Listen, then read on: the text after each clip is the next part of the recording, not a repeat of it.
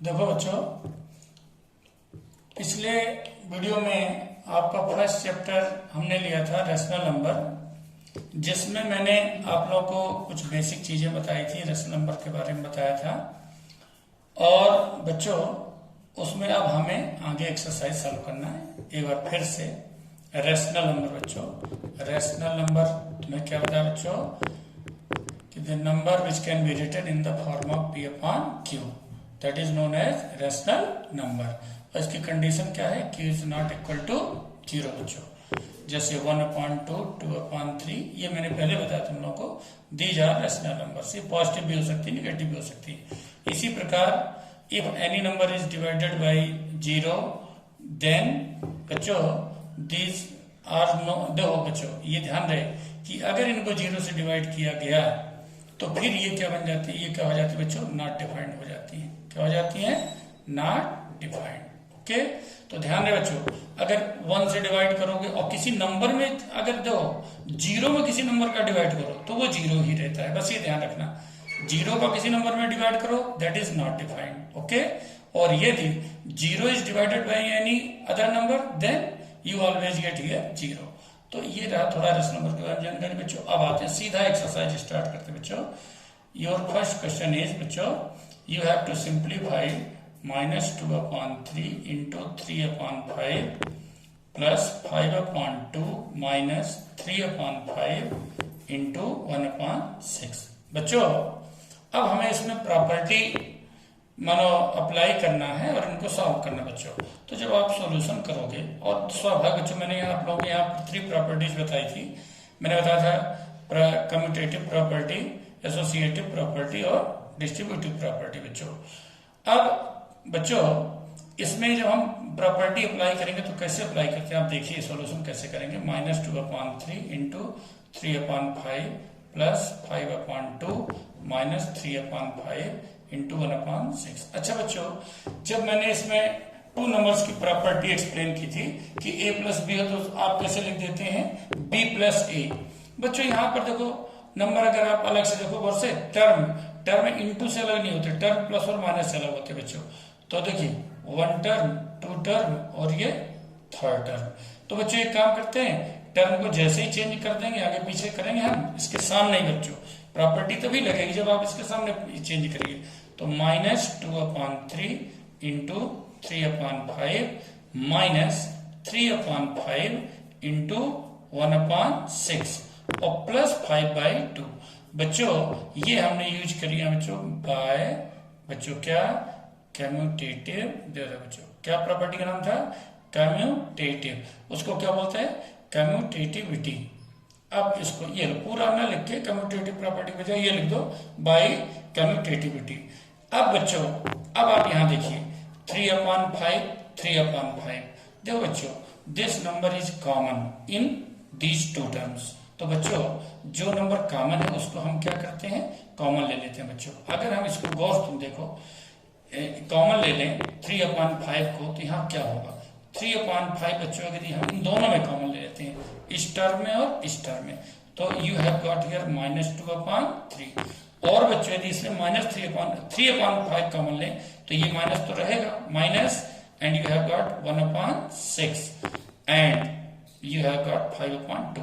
बच्चों इस प्रॉपर्टी को हम बोलते हैं क्या, बोलो बाय, क्या बोले बच्चों, डिस्ट्रीब्यूटिव। देखो ये इस प्रॉपर्टी को बोलते हैं डिस्ट्रीब्यूटिविटी। ये प्रॉपर्टी हमने यहां अप्लाई कर दी, डिस्ट्रीब्यूटिव प्रॉपर्टी इसी को बोलते हैं। ओके बच्चों अब आप देखिए गौर से, अब बोर्ड मास का रूल सिंपल होता है कि आपको पहले क्या सॉल्व करना बच्चों, ब्रैकेट। तो 3/5 और ब्रैकेट में आपने बच्चों एलसीएम लिया, कितना आया 6। तो 3 2 जा 6, 2 2 जा 4 minus you have got 1 here and plus 5/2 बच्चों 3/5 एंड देखो इंटू -5/6। अब बच्चों प्लस 5/2। अब बोर्ड मास का रूल पहले क्या कहता है कि आपको पहले क्या सॉल्व करना है, मल्टीप्लिकेशन। आप बच्चों 3 से 3 2 जा कैंसिल कर दीजिए, 5 से 5 कैंसिल कर दीजिए। अब now you have got here -1/2 plus 5/2। बच्चों चाहो आप यही डायरेक्टली आप कॉमन ले लीजिए, वो एलसीएम ले लीजिए 2 -1 + 5 and you have got 4/2 and final answer 2. That is the solution of the given question. अब बच्चों, अब आप देखेंगे नेक्स्ट, ये बच्चों अब नेक्स्ट क्वेश्चन हम देखते हैं। नेक्स्ट क्वेश्चन बच्चों क्या है हमारे पास? नेक्स्ट क्वेश्चन बच्चों आपको निकालना है एडिटिव इनवर्स। क्या बच्चों? Additive inverse. सबसे पहले बच्चों देखते हैं एडिटिव इनवर्स क्या होता है। अच्छे ढंग से देखो बच्चों, एडिटिव इनवर्स क्या होता है बच्चों।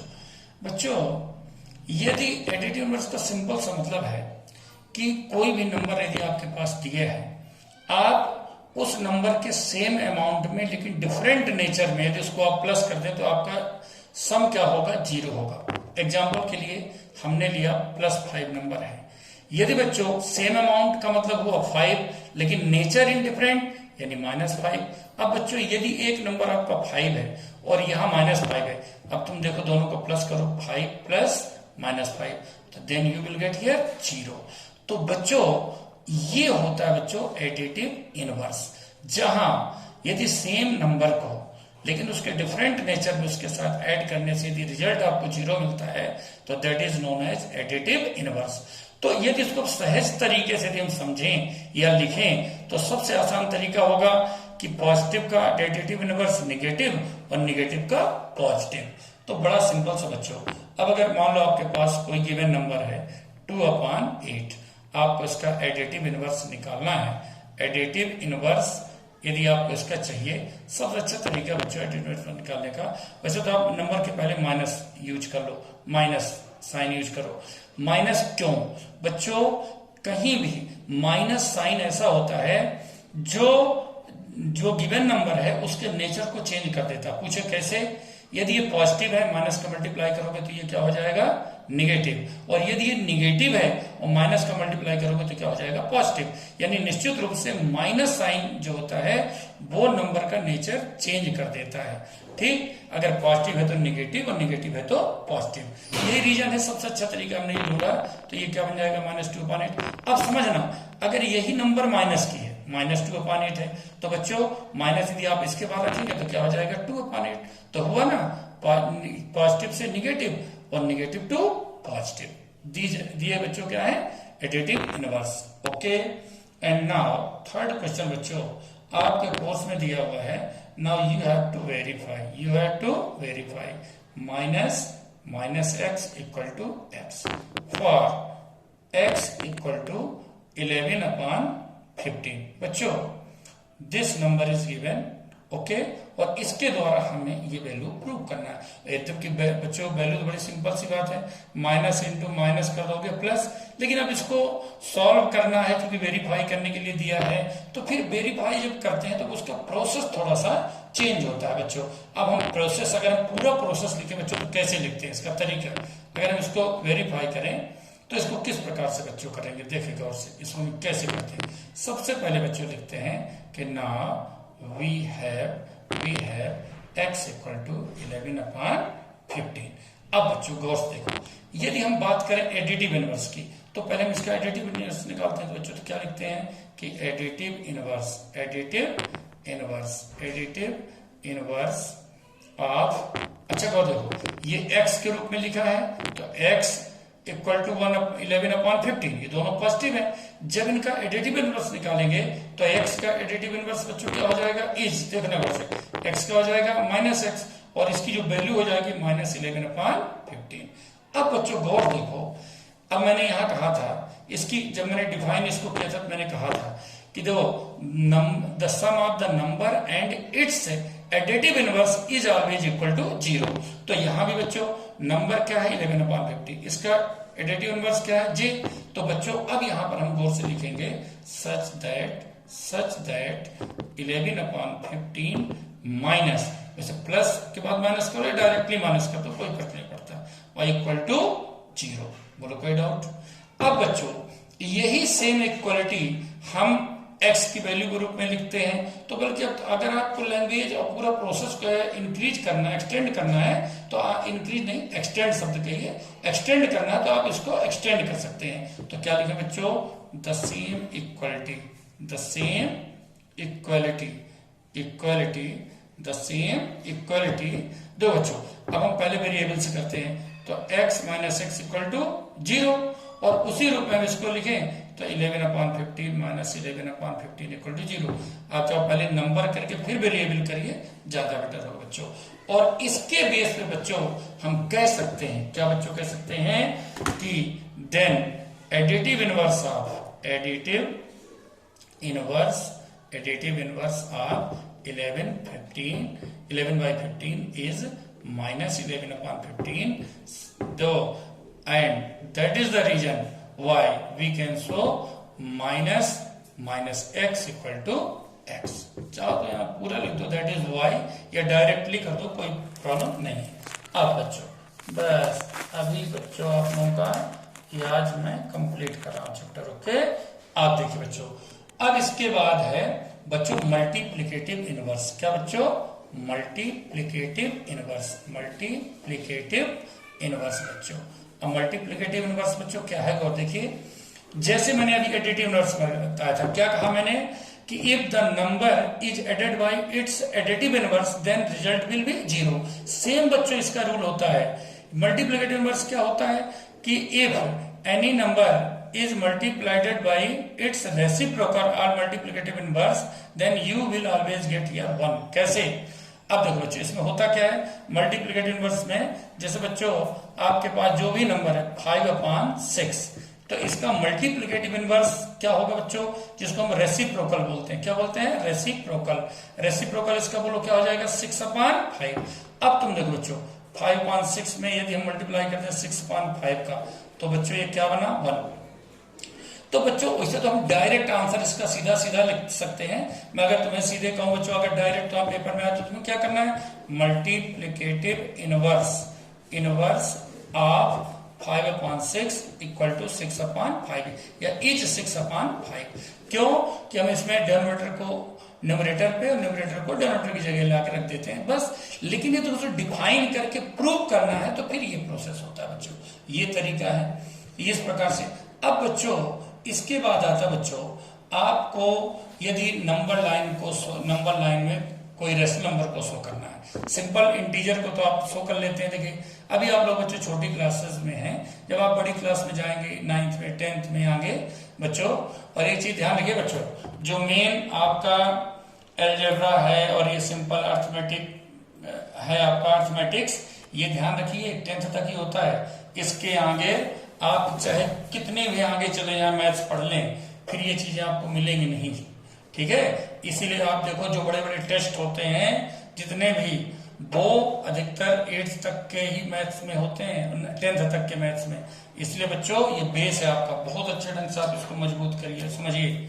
अब मैं नंबर लाइन ले रहा हूं, जैसे तुम्हारे बुक में दिया पहला क्वेश्चन 7/4।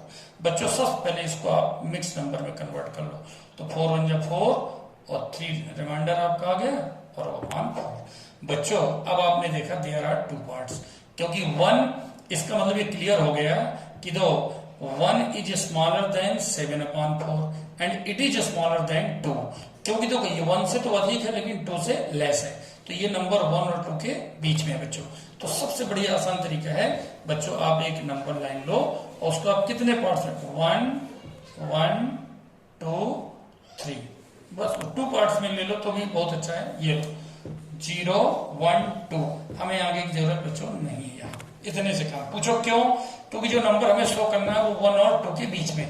इसका बड़ा सिंपल तरीका बच्चों मैं तुम्हें बताऊं, बहुत अच्छा प्रोसीजर है। इसका जो डेनोमिनेटर है 4, इसका मतलब ये हुआ कि ये नंबर, ये बात तो क्लियर है कि इट इज ग्रेटर देन 1, तो ये नंबर 1 के आगे मिलेगी, and it is smaller than 2, 2 से पहले मिलेगी, तो स्वाभाविक ये नंबर यहां कहीं मिलेगी इसके बीच में। तो बच्चों अब जो 1 के आगे वाला पार्ट है 1 और 2 को आप इसको 4 पार्ट्स में डिवाइड करेंगे, जो डेनोमिनेटर आपको शो करेगा 4 5 6 जो उतने पार्ट्स में डिवाइड करिए। आप इसको इक्वल पार्ट्स में 4 पार्ट्स में डिवाइड कर लीजिए, 1 2 3 4। अब बच्चों इसको तुम चाहो तो और अगर अच्छे ढंग से एक्सप्लेन करना है तो यहाँ वेरिएबल नाम दे दो A B। अब ये A के आगे पार्ट गए तो A1 A2 A3 और A4 में अपने आप क्या आ गया, B आ गया, क्योंकि चौथा पार्ट तो तुम्हारा यही है बच्चों। अब हमें इन 4 पार्ट्स में से कौन सा पार्ट लेना है, third part A3. This number represents या this variable represents 7/4. So this is the method to show any rational number on the number line. Okay बच्चों, अब ज्यादा उनको टाइम वेस्ट ना करते हुए बच्चों प्रॉपर चीजें अपन चलते हैं ताकि बिल्कुल अच्छे से आपकी ये यूनिट कम से कम कंप्लीट हो जाए बच्चों। अब देखिए बच्चों, नेक्स्ट क्वेश्चन है आपका कि फाइंड ते बच्चों 5 नंबर्स स्मॉलर और ग्रेटर, उसमें केवल स्मॉलर दिए, मैं ग्रेटर भी बता देता हूँ क्योंकि बात तो वही समझाना तो वही पड़ेगा बच्चों। स्मॉलर और ग्रेटर देन -2 -3 कोई भी बच्चों। इसके लिए सिंपल से मैं सीधी नंबर लाइन एक लेता हूँ बच्चों, 0 1 2 3 4 5 6 जितना चाहो उतना ले लो, -1 -2 -3 -4 -5। अच्छा बच्चों, वो कह रहा है स्मॉलर देन -2, तुरंत यहां लिखिए आप स्मॉलर देन -2। अब -2 से छोड़ के बच्चों स्मॉलर। एक चीज ध्यान रखें बच्चों, जब मैंने शुरू में तुम लोग को पढ़ाया था तो मैंने एक चीज कहा था कि बच्चों यहां पर as well as we go left side of the number, then the value of the number decreases, and as well as we go the right side of the number, then the value of the number increased, okay, or increased। इनकी values जो है वो increase हो जाती है बच्चों। तो अब कैसे, -2 है यहाँ बच्चों, ये माइनस। अब इसे स्मॉलर लिखना मैंने छोटी, तो इधर कहाँ जाना पड़ेगा, लेफ्ट साइड। तो लेफ्ट साइड 5 नंबर चाहिए आपको, तो चलिए आप बताइए, -3 -4 -5 -6 वैसे तो नंबर को क्रम सही तो ये होगा, इस साइड से लिखना चाहिए क्योंकि स्मॉलर नंबर तो ये -7 -6 -5 -4 -3। These are the 5 number which are smaller than -2। अब बच्चों इससे ग्रेटर नंबर, चलो ग्रेटर नंबर, चलिए ग्रेटर नंबर बच्चों। तो ग्रेटर नंबर बहुत बच्चों सिंपल है, इसके राइट साइड चलिए, तो क्या बच्चों -1 0 1 2 3। हमको 5 नंबर चाहिए और ज्यादा चाहिए तो और जो भी चाहे आगे लिख लो। ओके बच्चों, ये भी क्लियर। अब बच्चों हमको चाहिए नेक्स्ट है फाइंड 10 रेशनल